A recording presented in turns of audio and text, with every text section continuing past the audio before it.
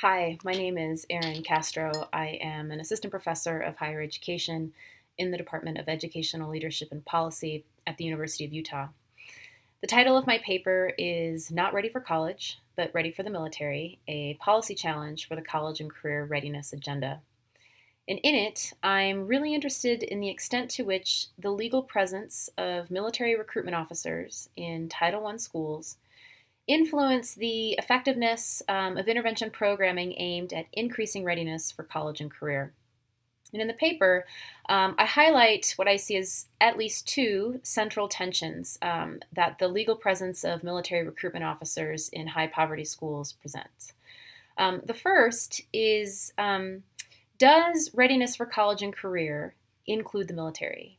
And the likely policy response to this is yes, it does. If that is the case, and I don't think that that has been clearly articulated, if that is the case, then what are the implications for students attending high poverty schools? The first tension that I highlight is what happens when a student decides, let's say, for example, to opt out of intervention programming for college and career. So, offering a remedial math course after school during the spring semester.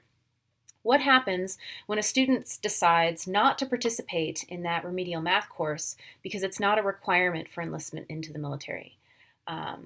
What's the discourse that comes out of that kind of decision, if we want to use that loosely for the sake of this short video?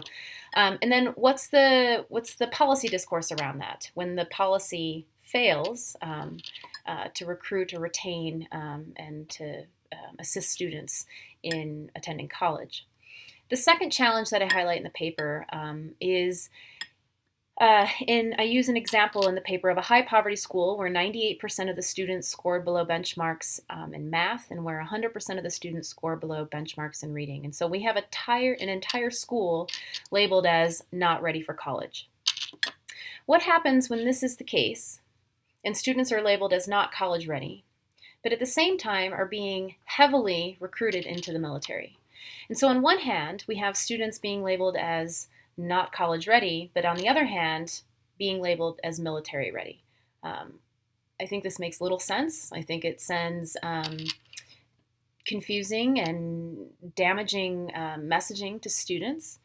And I think that the readiness agenda, if the goal truly is to intervene into the lives of students attending Title I schools whose pathway opportunities are severely restricted by the contours of racism and poverty and decades of educational neglect and hyper exposure to the military.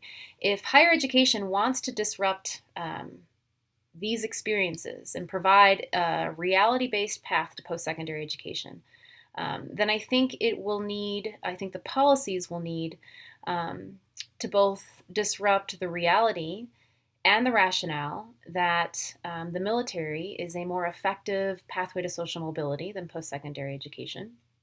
And I think without this disruption, students will continue to choose the military at far greater rates than they do college.